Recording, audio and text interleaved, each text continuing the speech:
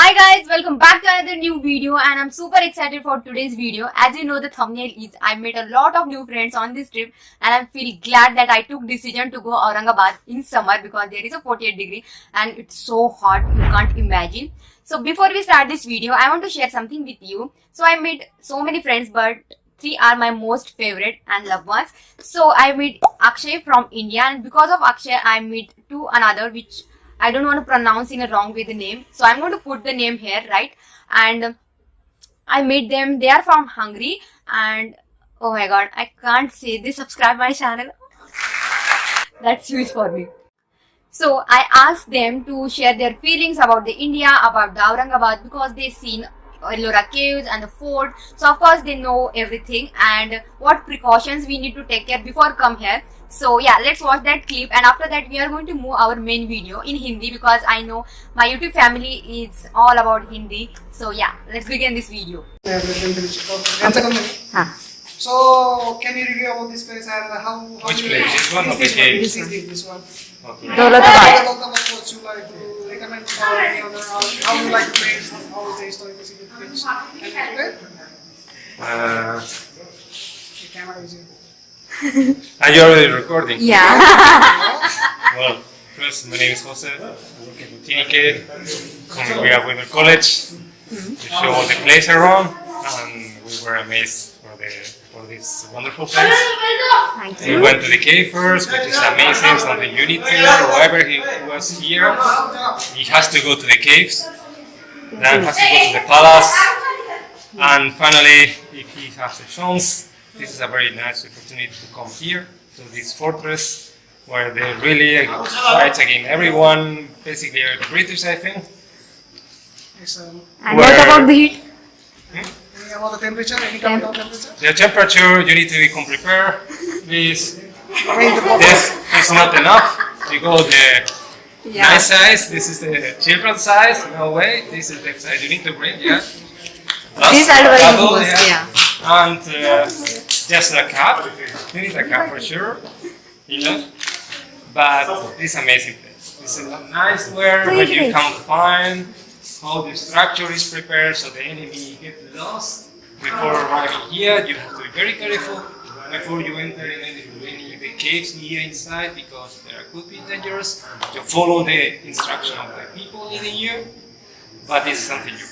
And when you finally struggling, go up to the top, sweating like you were running a marathon, then you can see a wonderful sight of all around without any interruption.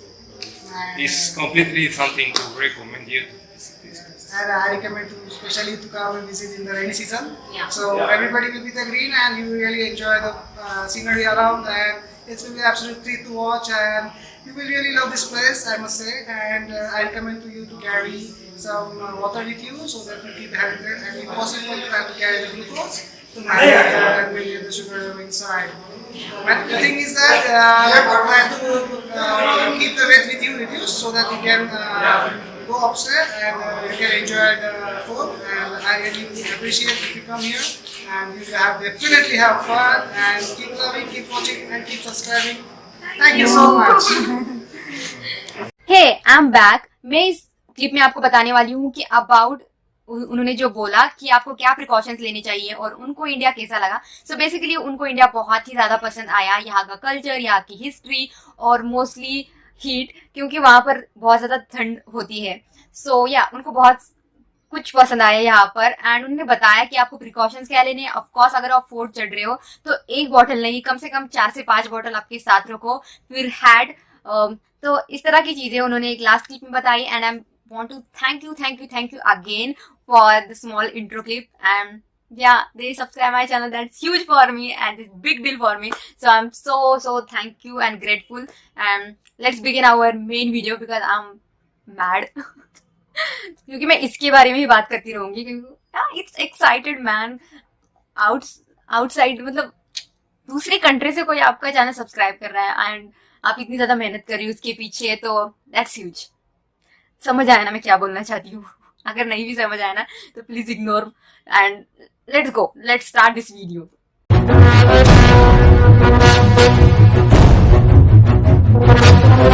और औरंगाबाद में स्थित है मध्यकालीन भारत का सबसे ताकतवर किला, जिसे दौलताबाद के नाम से जानते हैं। दौलताबाद औरंगाबाद से 14 किलोमीटर उत्तर पश्चिम में बसा हुआ एक 14वीं शताब्दी का शहर है।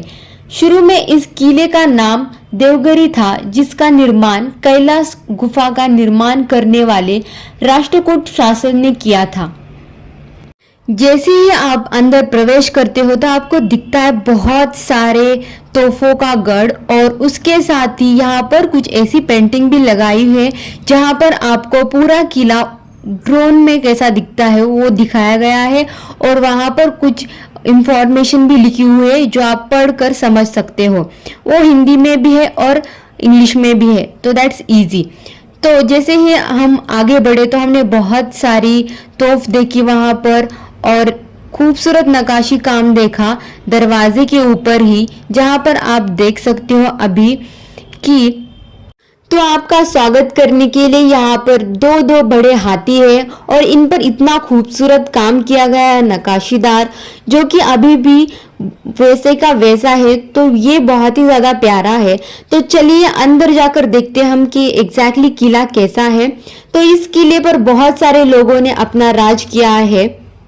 इस किले पर यादव, खुलजी, तुगलक वंश ने शासन किया है। मोहम्मद बिन तुगलक ने देवगिरी को अपनी राजधानी बनाकर उसका नाम दौलताबाद कर दिया। आज दौलताबाद का नाम भारत के इतिहास में स्वर्ण अक्षरों में लिखा हुआ है। See the monkey. Hi. How are you doing? Oh, मी बाहेर नाही. 3, 4.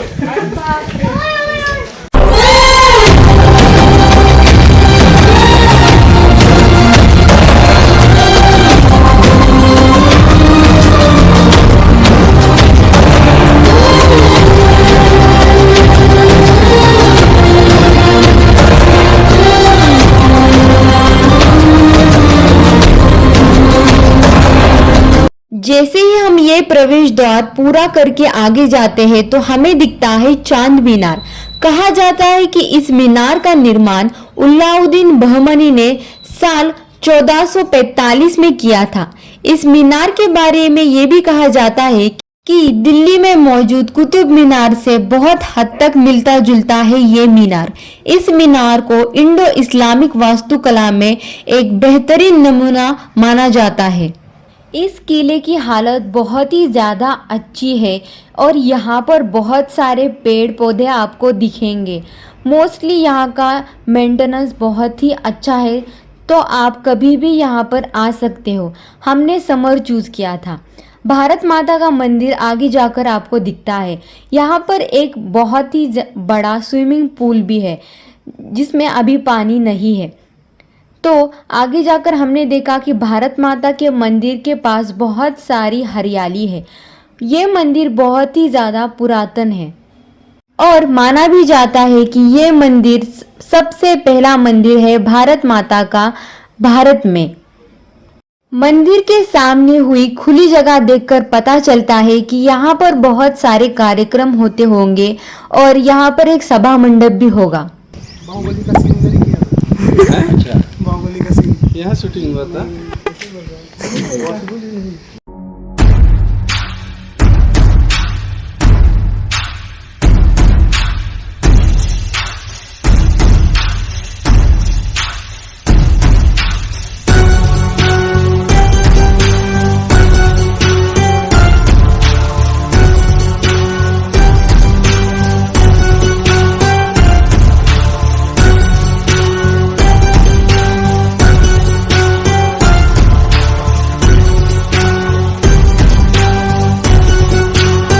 भारत माता की यहाँ पर पुरातन मूर्ति नहीं है, शायद ये दूसरी मूर्ति वहाँ पर लगाई है।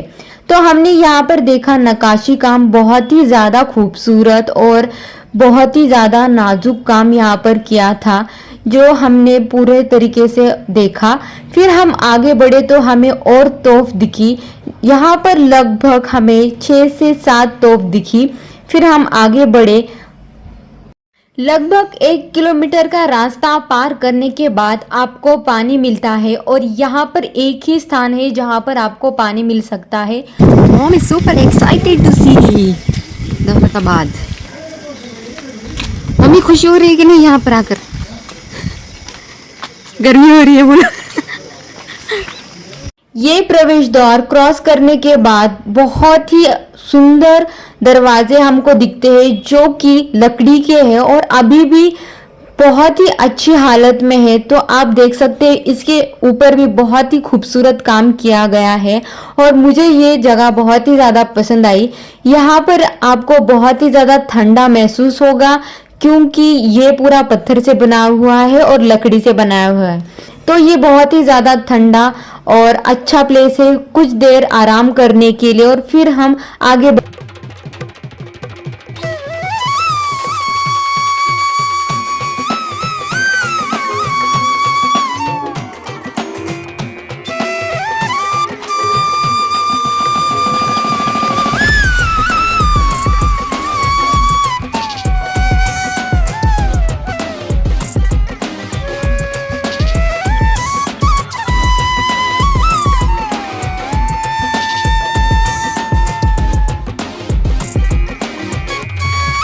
और क्रॉस करके आगे बढ़ते हैं तो हमें दिखता है चीनी महल, जहां गोलकोंडा के अंतिम शासन अब्दुल हसन तानाशाह को औरंगजेब ने कैद किया था।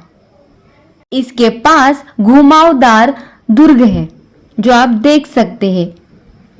जैसे ही हम दूसरा प्रवेश द्वार क्रॉस करके अंदर जाते हैं तो ये बहुत ही बड़ी तोप हमें दिखती है जिसका मुंह मेंढी की तरह है।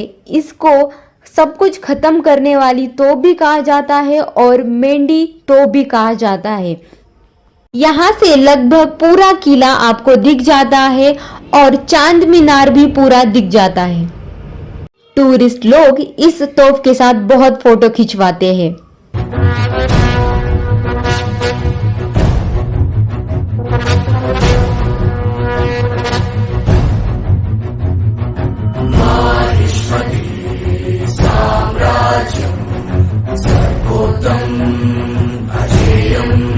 इस किले के अंदर जाने के लिए सिर्फ यहाँ पर एक ही रास्ता है, ये पोल।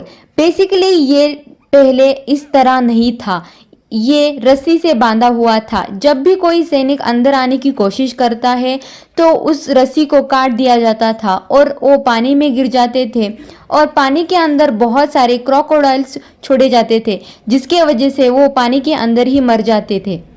अब हम यहाँ से आगे बढ़ेंगे।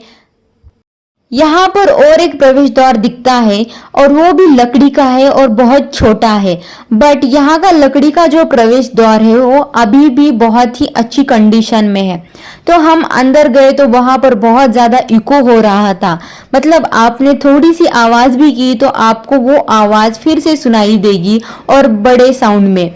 तो वहां पर अंधेरा था, फिर हमने हमारी टॉर्च ऑन करके यहाँ पर देखा और आगे जाकर हमने देखा कि यहाँ पर उजाला है, पर उस टाइम पे यहाँ पर बिल्कुल भी उजाला नहीं था, पूरा अंधेरा था। ये बाद में बनाया हुआ एक दूसरा रास्ता है जो लोगों के समझ में आए, क्योंकि यहाँ पर है अंधेरी गुफा जो शत्रु को गुमनाम करने के लिए बनाई गई थी। तो यहाँ पर बहुत सारे लोग सेफ नहीं फील करते क्योंकि अंदर पूरा भूल भुलैया है और बहुत अंधेरा भी है। कोई भी सैनिक यहाँ पर अगर हमला करने आया और वो अंधेरी गुफा में चला गया तो यहाँ पर सैनिकों ने बहुत ही अच्छा प्रबंध किया था। उनके ऊपर तेल, पानी, इस तरह की चीजें डालकर उनको मार डाला जाता था।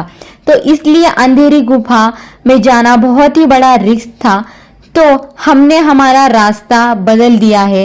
It's not safe. अगर आपके पास गाइड है तो डेफिनेटली आप अंदर जा सकते हो, अगर आप नए हो तो आप बाहर का रास्ता चूज कर सकते हो। बेसिकली हमें इतना चढ़ कर जाने की ज़रूरत नहीं थी यहाँ, क्योंकि अंधेरी गुफा है जहाँ से जाते, बट वहाँ पर बिल्कुल भी लाइट नहीं थी, कुछ भी नहीं दिखाई दे रहा। हाँ, बुलबुला रास्ता था एंड दैट्स वाई हम वहाँ पर नहीं गए और हमने ऊपर का जाने के लिए रास्ता चूज़ किया है जो कि स्टेप्स है, लगभग 73 के अराउंड स्टेप्स है, उतने चढ़कर ऊपर जाना है।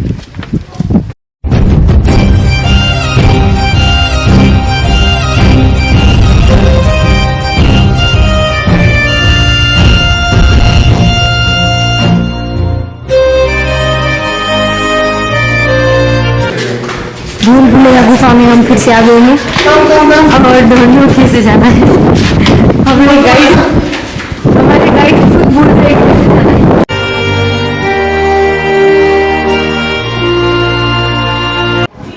यस, आ गए हम बहुत जहद करके।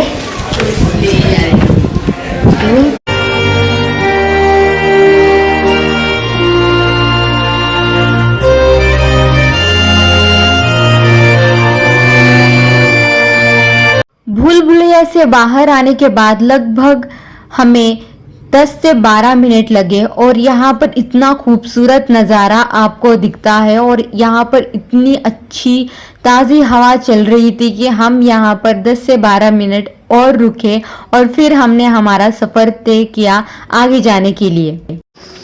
तो ये अब हमारा आखिरी पड़ाव। देखो ऐसे हालत होती है। 4 बॉटल लगी पानी की, 4।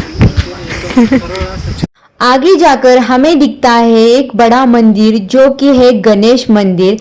तो हमने यहाँ पर दर्शन लिया और थोड़ी देर यहाँ पर रुके क्योंकि मंदिर बहुत ही ज़्यादा ठंडा था।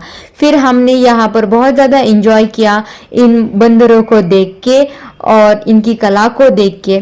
फिर आप यहाँ पर रुक भी सकते हो, पर हम नहीं रुके और हम आगे बढ़े।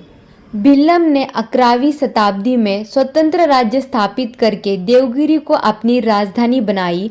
उसके पुत्र सिंह ने संपूर्ण पश्चिम चाणक्य राज्यों को अपने अधिकार में ले लिया। देवगिरी के किले पर अलाउद्दीन खिलजी ने पहली बार 12वीं शताब्दी में चढ़ाई की थी।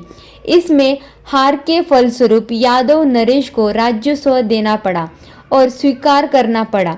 बाद में उन्होंने जब दिल्ली के सुल्तान को राजस्व देना बंद कर दिया तो 1307, 1310 और 1318 में मलिक कफूर ने फिर देवगिरी पर आक्रमण किया।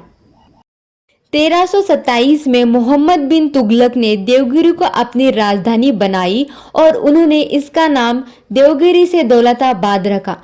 मुगल बादशाह अकबर के समय देवगिरी को मुगल ने जीत लिया था और इस मुगल राज्य में वो बहुत ही ज़्यादा खुश थे। 1707 तक, जब औरंगजेब की मौत तक इस किले पर मुगल शासन का नियंत्रण था, जब तक ये हैदराबाद के निज़ाम के कब्जे में नहीं आई। This is reality. चलो जल्दी, हमें ऊपर जाना है। तो ये हमने पार किया पूरा किला और यहाँ पर भी एक बहुत बड़ी तोफ है जो आप देख सकते हो और इस तरह हमने हमारा पूरा किला देखा। आई होप कि आपको ये वीडियो पसंद आया होगा। अगर आप और भी ऐसे वीडियो देखना चाहते हो तो मेरे चैनल को सब्सक्राइब करना मत भूलना। And thanks for watching. See you in the next video. Till then, bye bye.